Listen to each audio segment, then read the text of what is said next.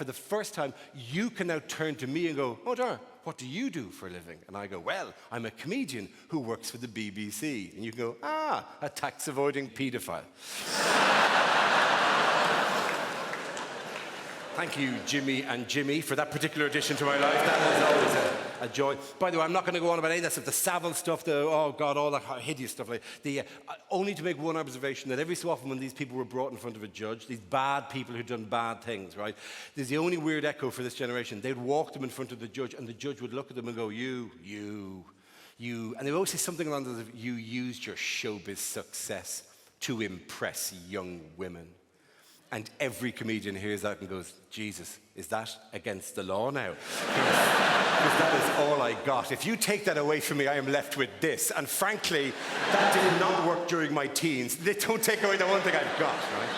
By the way, one thing that has changed is I'm a little, obviously, older than I was, right? Because I'm 43 now, which means that I feel like I'm a full generation older than people in the audience, 18, 20, whatever. Any young men in the audience, particularly in the front row, any young men. What age are you, champ?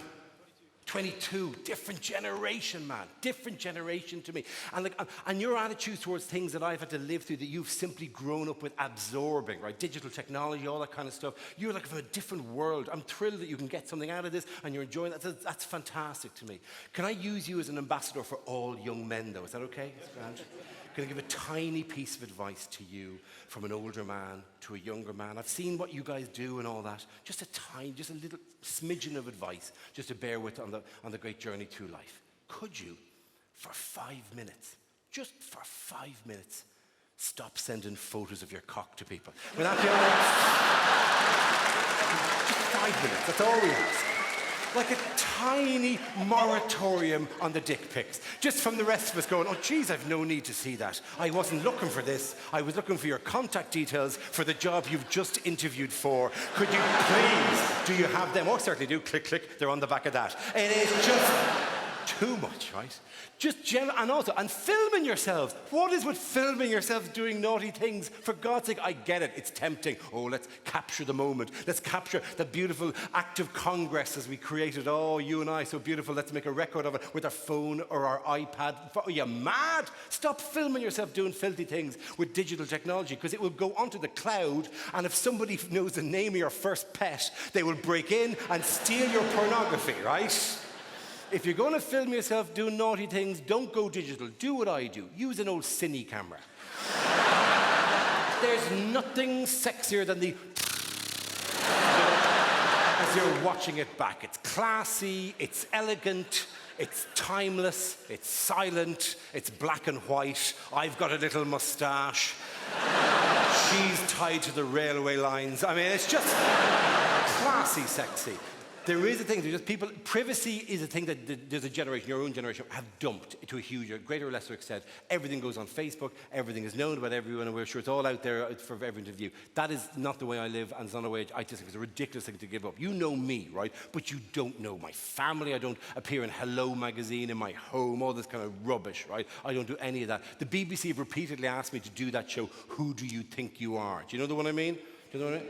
Yeah, the one, sorry, for those of you who don't, it's a genealogy show where they track through the earlier generations of your family, to find out what stories created your family history. No way am I ever going in that. Partly in the kind of Jesus, no, right?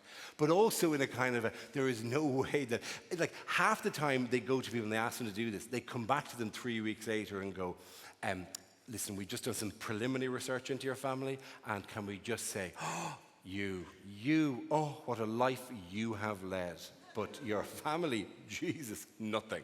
Nothing has happened in your family for 7 generations. We have gone back to the 1801 census, and it is dung farmers the entire way down the line, right? And I suspect that would happen to me. The O'Briens are just very ordinary stock from a place called Briain, County Wicklow in Ireland. You go back good stuff, very, very good. Go back a couple of generations, we're just like, we're working on the railways, nothing particularly exotic there. My mother's family, the Himmlers, again, nothing really exceptional, no stories, no papers, no photographs, really a surprising lack of any documentation at all. I remember saying this to my grandmother once, Großmutti Himmler. Warum are there no papers or documents? And she would just look at me and goes, what is with all the questions? We are simple farming people from County Mayo. Why can't you simply accept that? Oh cabaret, oh cabaret, oh cabaret. The other reason I could never do that show is because you have to cry at some stage. You've never seen me cry on the telly, lads. It's not my thing to cry on the telly. I find that just this is why I do shows at 10 o'clock on BBC Two, right, or science shows or these kind of things. You never see me hosting the X Factor or something, standing next to the 15-year-old who's just been eliminated, you know. I'm just not built for it. This is not in me. I'd be there going, oh, you're very sad. Oh. Oh, there you go. Boo-hoo now. Boo-hoo. Oh, Mammy, you're crying. Why are you crying? It can't be a surprise to you. Come on, you can hear her, for Christ's sake. Did she sound like the official soundtrack album to Frozen? No, she didn't. Let it go, pet. There's a message. Oh, the granny is dead. Oh, the granny is dead. Oh. Was it your singing that killed her in the end, was it? No comfort anyway. People always get a bit like I'm being mean to this completely fictitious, imaginary. There's no one here, lads, right? That was just a power of mine. There was nobody there for feelings to be hurt, right? I can't do the crying thing, right? I am not that sentimental. I can't do what is very much, I find slightly uncomfortable. It's kind of a mainstream emotionality that you're supposed to kind of be like very kind of boohoo about the size thing. You see footballers doing all this business, like whatever. That kind of like really cheap emotion. I cannot do that kind of stuff. Like it's not in me. Partly because I'm a comedian, because I'm old and cynical, partly because I am Irish. Are there any Irish in? Good to have you here. We are not as sentimental people, the Irish, right? We're quite cynical and hard-edged. Oh, we'll fucking sell sentimental. We will sell sentimental like you cannot believe. We will get Americans over and we will make them weep for our mysticism and sense of the soil and our poetic souls. My whole is any of it true, but we will sell it, right? And I don't just mean the Republic of Ireland, right? Is there anyone here from Northern Ireland? Anyone here from Belfast?